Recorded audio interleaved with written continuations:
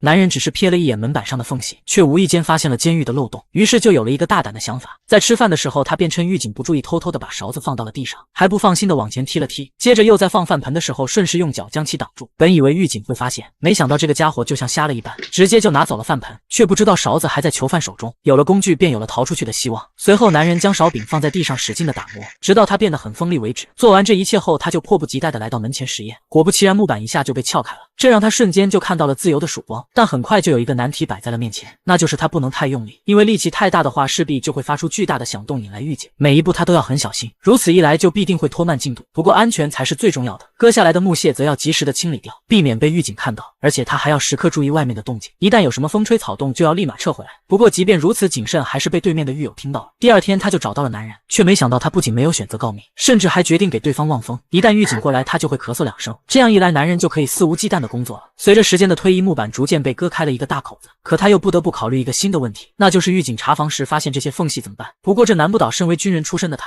第二天，男人就找来了一坨废纸，将其放到地上沾满灰尘后，再丢入到水杯中打湿，最后再用它将门缝塞住，狱警绝对看不出来。需要工作的时候再将其取下来即可。很快，木板的四周都已经被他凿开了一条缝隙。就在他以为时机成熟可以撬开门板逃出去时，却发现这东西实在是太结实了，就算勺子都撬断了，门板还是纹丝未动。但男人依旧不肯放弃，他用衣服包住剩下来的一部分继续尝试，可结果还是一样。就在他不知接下来该如何是好时，事情却迎来了转机。在放风的时候，他无意间发现窗台上遗落了几把勺子，他二话不说就偷来了一把。在2把勺子的加持下，木板终于有了松动的迹象。起初他还不敢太用力，因为动静实在是太大了，一旦被狱警听到，后果不堪设想。直到对面的狱友发来信号，男人才敢加大力道。下一秒，一大块木屑就被他硬生生的撬了下来。就在他想要继续操作时，外面却传来了狱警的脚步声。他赶紧小心翼翼地将掉下来的木块又重新塞了回去，就连地上的木屑也要一并捡起来，然后完好无损地放回去。做完这一切后，他仍旧不放心，随后又拿来铅笔涂抹在缝隙上，直到变黑为止。在往后的日子里，只要一有机会，他就会偷偷跑过来凿门。再加上狱友的帮助，1个月后，男人终于撬开了门板，但他并没有着急出去，因为现在还很危险。直到夜深人静的时候，他才敢慢慢地探出头来，确定周围没有狱警的脚步声后，他悄悄地来到了走廊上，然后将这一好消息告诉给了隔壁的狱友。对方也不敢相信他竟真的成功了。不过想要逃出去，这还远远不够，他必须要摸清监狱的构造，制定出最安全的逃生路线。经过观察，他发现监狱里所有的大门都有层层防控，每一把钥匙都由不同的狱警看管，所以最好的方法就是从楼顶上离开，这样一来就不用冒险偷钥匙了。可要怎么翻过高耸的围墙呢？看着自己的床铺，他瞬间就有了主意。下面的铁丝不就是一个天然的绳索吗？很快他就将其拆了下来，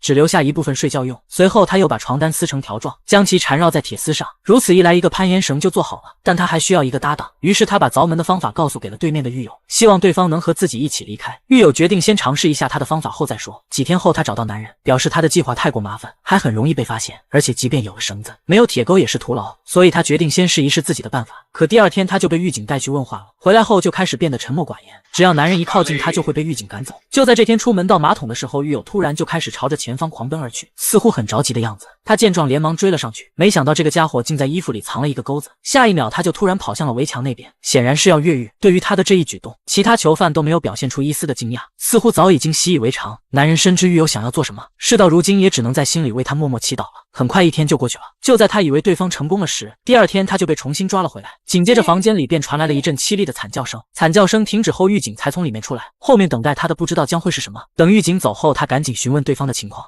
Ils vont me fusiller? Tiens bon, Orsini, sûrement pas. Ma corde a cassé au second mur. Il te faut des crochets, Fontaine. Quel crochet? Comment? Avec quoi? Le cadre de ta lanterne.随后男人便把目光转向了灯架，可在晚上吃饭时，狱友却被狱警带走了。不多时就传来了一阵机枪扫射的声音，结果可想而知。他深知自己如果不将越狱计划制定的天衣无缝，下场也会跟对方一样。随后他按照狱友所说的取来了灯架，接着再用勺子拧开上面的螺丝，便得到了一个铁架。可要怎么处理这块玻璃呢？方法也很简单，先将其放到被子下面，然后再用脚小心翼翼的踩碎，紧接着再倒进马桶里，最后趁着每月清理卫生的时候偷偷的处理掉。接下来便是制作越狱工具了。他把取下来的铁架子掰成钩子的形状，但仅2个还不够，他又用床板上的铁丝将2个相对较短的部分做成了第3个钩子。为了确保越狱计划万无一失，他将其挂到窗户上试了试，发现钩子很结实，完全可以承受住自己的体重。做完这一切后，他便藏到了窗台下面。却在这时，监狱突然吹响了集合的哨声，很快犯人们就陆陆续续的来到了操场上。狱警表示，刚刚有人私自往外面写信被枪毙，接下来他们会进行大搜查，晚饭之前有铅笔的必须交出来，否则被查到立马就枪毙。等狱警过来询问时，男人便将铅笔偷偷放到了背后，然后表示自己没有。不过好在他后续藏得比较隐秘，对方在第二天搜查时并没有发现。但他现在必须要抓紧时间了，因为有了对面狱友的教训，男人将家人寄来的衣服全都撕成了条状，就连毛巾也都没放过，只为了加固自己的绳索。但仅仅2条还不够，他又用隔壁狱友悄悄丢来的大衣以及剩下的布料又重新做了1条。可一个人行动始终不太方便，为此他一直在尝试寻找队友，但每次都会被拒绝。C'est du roman. Vous pouvez vraiment partir? Je suis prêt. Alors l'attendez pas trop. 可就在这天，男人被带到了典狱长那里，原因是他的案子已经审理结束了，他将会被执行枪决。对于这个结果，他其实早有预料，所以一进来就开始计划越狱了。只是当典狱长真的宣布后，他还是不免会有些害怕。在回去的路上，男人一直忐忑不安，他担心自己会被马上拉去枪毙，又或者说自己还能不能回到先前的那个牢房。如果回不去，那之前的努力全都白费了。好在最终他还是回来了，不过牢房里却多了一个新狱友，是一个年轻的法国士兵。据了解，他是被送来顶罪的，因为他的出现，男人的越狱计划又要被耽误了。他不知道这个名为查理的男孩值不值得信任。T'avais plus de temps à perdre. Il allait falloir choisir ou emmener Vost avec moi ou le supprimer. Mais tuer de sang-froid ce gosse, en aurais-je le courage. 在往后的日子里，他很是照顾这个比他小将近16岁的查理，目的也是为了观察他。狱友告诫男人，他不能再耽误了，要赶紧离开这里。典狱长随时都有可能将你枪毙掉。终于在这天晚上，他做好了决定，他取下钩子，悄悄地塞进到被子里，然后又趁着洗漱的时候，把逃走的方法写到纸上，送给了狱友。Adieu.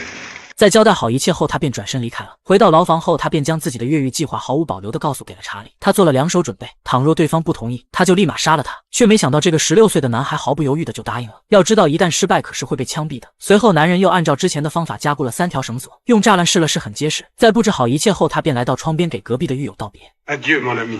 越狱计划正式开始，很快2人就悄摸摸地来到了房顶下面，先由男人爬上去，接着再由查理递来绳索，每一步他们都要很小心，不能发出一点声音来，甚至地上有沙子都要立马停下来。好在监狱旁边有个火车站，火车经过的声音可以很好地掩盖住2人的脚步声，但他们还是要时刻注意下方狱警的动静，一旦对方过来巡查，就要赶紧停止行动。仅仅10几米的距离，他们就花费了将近20分钟。随后2人便来到了宿舍大门的位置，想要逃出去，这是必经之路，可下方又有持枪的狱警把守，他们24小时不间断的轮换，根本没有丝毫的空档可言，所以男人必须要干掉对方。可他们手持机枪，一旦被发现就会被打成马蜂窝，他心里还是不免有些害怕。J'entendis sonner minuit, puis 1 heure. 时间正在1分1秒的流失，他必须要做出决定了。此时另一边的查理已经进入了梦乡，他小心翼翼地叫醒对方后，便一起将绳子扔了下去。男人本想让对方先下去，但查理却摇摇头表示不要。没办法，他只能身先士卒爬到了绳子上，有火车的声音作为掩盖。不一会，他就顺利地来到了围墙下面。他悄悄地拿出铁钩，然后躲到了一旁的墙角处。这里是狱警的视野盲区，虽说手里有武器，但他还是会止不住的紧张。男人只感觉自己的心脏正在砰砰地乱跳，他只能用双手死死地捂住胸口，强迫自己放松下来。就在这时，狱警朝这边走过来了。他仔细听着对方的脚步声，直到他转身回去时，恰好火车也出现了。趁着这个机会，他毫不犹豫的就冲了出去。1分钟后，男人从里面走了出来，随后他就示意查理可以下来了，因为他成功的解决掉了守卫。紧接着2人就爬上了另一堵围墙，接下来他们只需要去到对面就自由了。虽然岗亭里没有守卫，但却有个不断骑着自行车来回巡视的狱警。趁着对方转身的间隙，男人将绳子扔到了对面，接下来他们就要利用这根绳子爬过去。可下方的狱警成了他们最大的阻碍，一旦被发现将逃无可逃。即便是男人也不由得害怕了起来。2人就这样缩在墙角处犹豫不决，直到凌晨4点的钟声响起，他终于下定了决心。趁狱警还在围墙的另一边巡视，男人赶忙爬到了绳子上，然后就丝毫不敢耽误的朝前面挪去。不多时，他便顺利的来到了对面，接着又赶紧跳下围墙。有了男人的示范，查理也很快就爬了过来。故事的最后，2人成功逃出了监狱，朝着自由的曙光前进而去。